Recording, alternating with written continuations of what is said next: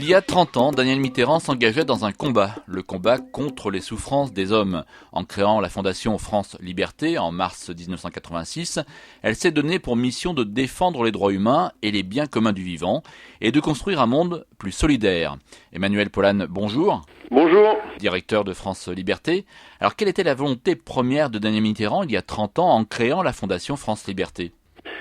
La volonté, c'était déjà de poursuivre son engagement associatif, parce que Danielle avait toujours été très engagée, donc elle avait plusieurs associations, sauf que ce format-là n'était pas très compatible avec son statut de première dame, donc elle a fait le choix de créer la Fondation pour avoir un cadre d'utilité publique qui soit fort, qui soit respectueux de l'État, et puis ensuite elle a fait le choix d'œuvrer pour la justice sur la planète. Danielle était quelqu'un qui était toujours très radical, très tourné vers l'injustice pour faire en sorte de la régler, d'aider les hommes et les femmes qui la subissaient. Donc elle a commencé comme ça, et puis au fur et à mesure de son action, elle a évolué pour faire en sorte de toujours être dans le tempo de la modernité. Elle était toujours très attachée à regarder les combats du moment et pas ceux du passé. Alors elle disait vouloir organiser une alternative à la mondialisation capitaliste. Oui, c'est ça, et c'est vrai qu'elle a assez rapidement basculé sur la question du droit à l'eau pour ça, parce qu'elle estimait que la question des biens communs était le moyen le plus efficace, à côté de la sphère de l'économique, du capitalisme économique, d'avoir une vraie sphère du bien commun, du partage, de la coopération, pour faire qu'on soit plus, comme c'est le cas un petit peu aujourd'hui, prisonnier d'un mode économique qui nous étouffe et qui casse les dynamiques de nos sociétés pour enrichir quelques personnes. Donc ça, c'était quelque chose de très important pour elle. Alors nous parlerons de l'eau la semaine prochaine, mais parmi ces premiers combats, il y avait le droit des peuples, Cambodge, Afrique du Sud, Tibet ou le peuple kurde. Qu'est-ce qui motivait ces engagements-là ? C'était vraiment la volonté, surtout à cette période-là, c'était d'aider les peuples qui vivaient des traumatismes très forts. Le combat qu'elle a mené pour la fin de l'apartheid en Afrique du Sud, par exemple, lui a valu notamment de rencontrer Nelson Mandela à plusieurs reprises, mais ça vaut à la Fondation d'être cité dans les livres d'histoire sud-africains.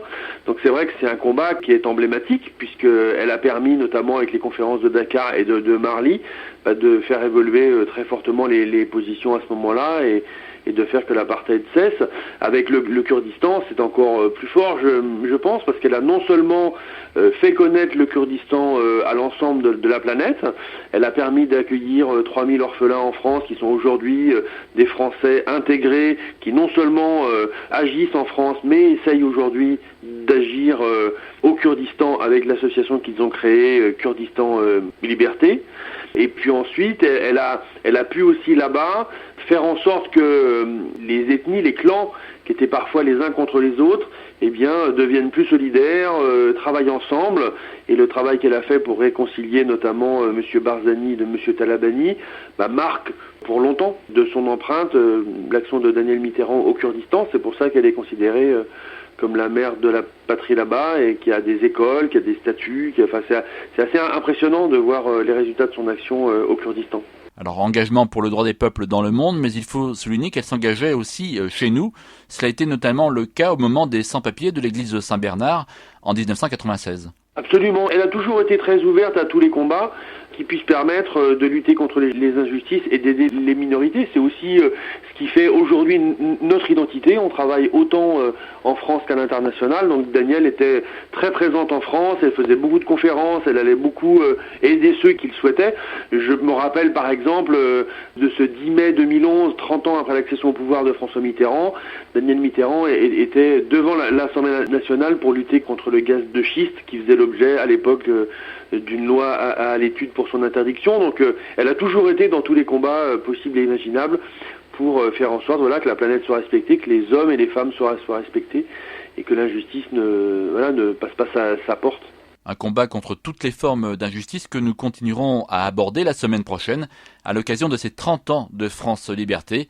Un anniversaire à suivre, bien entendu, sur le site de France Liberté, france-liberté.org. Merci Emmanuel Pollan. Merci à vous. Monde solidaire à retrouver sur fréquenceterre.com. Philippe Bourri, Fréquence Terre.